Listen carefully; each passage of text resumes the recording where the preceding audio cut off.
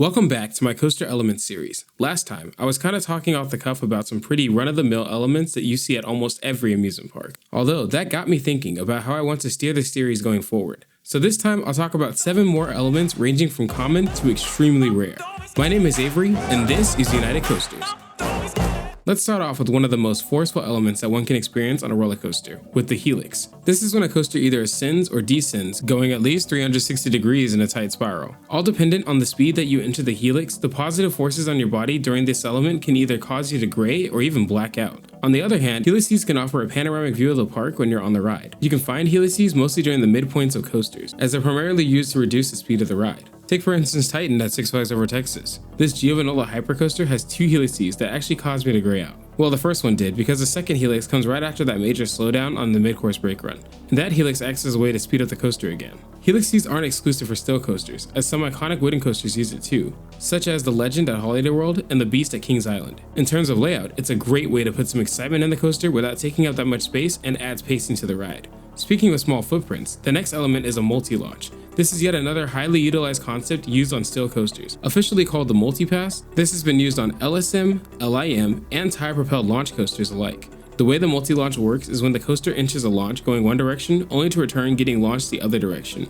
Usually, multi-launch coasters pass through the same section 3 times, like on the start of Icebreaker at SeaWorld Orlando. But for some coasters, like Full Throttle's tunnel segment at Six Flags Magic Mountain, the multi-pass only happens twice.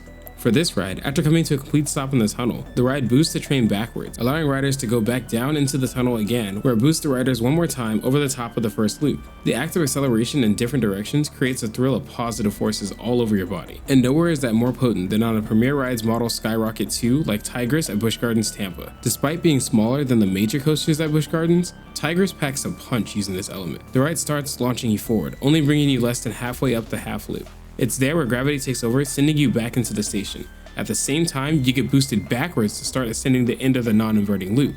Finally, you regain momentum, hitting the LSM launch that sends you flying to the station and up to complete the entire layout. Multi-launches are great, but combining it with the next element on this list makes them even better. That element being switch tracks. Now, most people have seen a switch track in use before, mainly when trains are being added or removed from the main track for any reason. But they're also used at the beginning, middle, and end of coasters. Take for example Switchback at ZDT's amusement park in Seguin, Texas. That coaster uses a switch track to get riders back to the station once the coaster valleys after rising up the initial first drop. If you want to see a switch track at the beginning of the ride, then look no further than Superman Ultimate Flight in Six Flags Over Georgia, where 2 trains can be in use. And the ride starts by switching tracks depending on who's ready to dispatch first. The main reason I put this element in the list is for coasters that use the switch track in the middle of the ride. The most popular coaster that does this is Expedition Everest at Disney World's Animal Kingdom, where the ride goes backwards after the Yeti destroys the track. It also happens again when you're inside the mountain before you take the drop. The cool thing about this is that Vekoma's coaster is 18 years old and more modern coasters use mid-course switch tracks way faster. The best example here in the States has to be Pantheon at Busch Gardens Williamsburg. After traversing the off-axis speed hill and going on an airtime included launch, you rise up only to fall back, not completing the outside top hat, boosting in reverse to a vertical spike. This moment happens in real time with no brakes involved.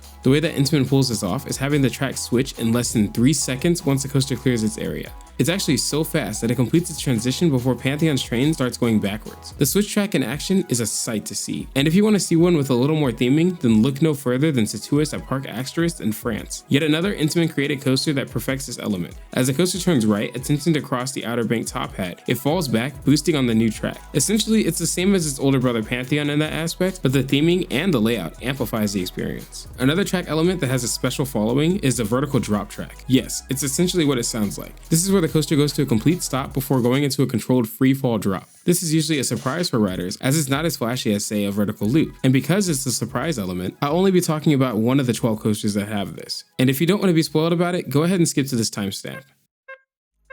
Okay, the ride in question is Hagrid's Magical Creatures Motorbike Adventures at Universal's Island of Adventure. On top of its insane launches, animatronics, overall theme, and the unique seating style, Hagrid's also comes with a drop track segment at the end of the ride. This happens after the coaster is sent backwards, going into a tunnel.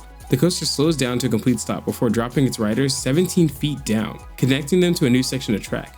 This part of the ride is completely unexpected, especially because after the vertical spike, riders can see the track switch when reversing, making it seem that they are launching forward again. I haven't got to witness the feeling of a vertical drop track, but I would expect a minor sensation of free falling at its least and a full feeling of witnesses at its most. As I said before, the main thrill of this element is mostly the surprise.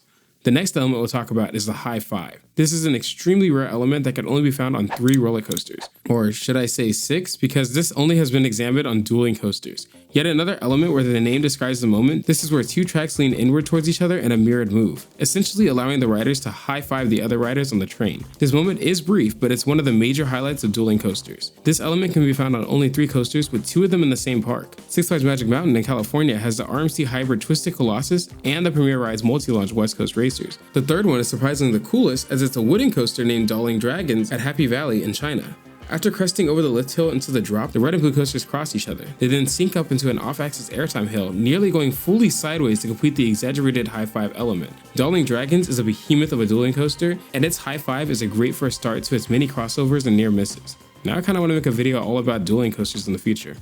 Moving on, the next element has only been seen on 2 roller coasters, with one of them being defunct. The pretzel knot. At its core, this follows the same motion of a pretzel loop on flying coasters, where riders descend on their backs before rising up to complete it, but this time the track is inverted. The defunct coaster that had this is called Moonsault Scramble at Fuji-Q Highland in Japan. This Meisho-made shuttle coaster was one of the most forceful coasters at its time, and it was because of this element causing an upwards of 6 Gs of force on your body that the ride gained its notorious moniker. After getting pulled forward to the top, you descend backwards 230 feet to rise into a twisting drop, bottoming out perpendicular to the first drop. It then rises up, twisting out and falling into the next straight section. You then rise up another incline only to fall forward, doing the entire element again. Moonsault Scramble has been the only attempt at a pretzel knot on a traditional sit-down coaster. The closure of this roller coaster in 2000 can be attributed to 2 possible factors. Firstly, the pretzel knot may have been too small relative to the height of the first drop. Secondly, the roller coaster was well known to exceed the documented speed of 56 miles per hour, reaching speeds of over 60 miles per hour instead. Currently, the only coaster with this element is the inverted B&M Banshee at Kings Island in Ohio. Now, Banshee stands at 167 feet tall with a drop of 150 feet, and its length of 4,120 feet makes it the longest inverted coaster in the world. In between its 7 inversions is the pretzel knot. Unlike Moonsault Scramble, you take this element hanging underneath the track. Noting how the aforementioned coaster produced over 6 Gs of force on you, Banshee pulls all that positive Gs into your feet on the inversions. Because Banshee is the only coaster with this, the pretzel knot is truly a rarity. The last element I'll talk about is another super rare one, found only on Steel Curtain at Kennywood in Pennsylvania. And this element in question is the Drachenfire dive loop. There are 2 main facts that make this element significant. First, the name of this dive loop pays homage to the defunct coaster Drachenfire at Busch Gardens Williamsburg. That era coaster started with a 120-foot wraparound corkscrew to start the ride. The S&S coaster Steel Curtain starts the same but changes the corkscrew into a dive loop, offering better comfort for the riders. Steel Curtain also kept it as its first inversion, which goes into my second point. The Drachenfire dive loop element is performed 197 feet up in the air, making it the world's tallest inversion on any roller coaster. After strapping in and ascending the 220-foot lift hill, you dip down to begin the Drachenfire dive loop. Turning left, you twist inward, rising up, as the coaster drops down all the way to its foundation. Undergoing an element like this must be an awesome way to start Steel Curtain. However, it was recently announced that this coaster won't be open for its 2024 season. Even though that's really unfortunate, I'll put my disappointment aside as long as I get a chance to ride it in the future seasons. There's still tons of elements that I haven't talked about yet, so be sure to subscribe and be the first to know about the next video on this series. And if you want me to talk about any more elements in the future, let me know in the comments. Oh, also if you experienced any of these, let me know how you feel about them in the comments too. Lastly, I just want to say thank you for watching, and remember to stay united.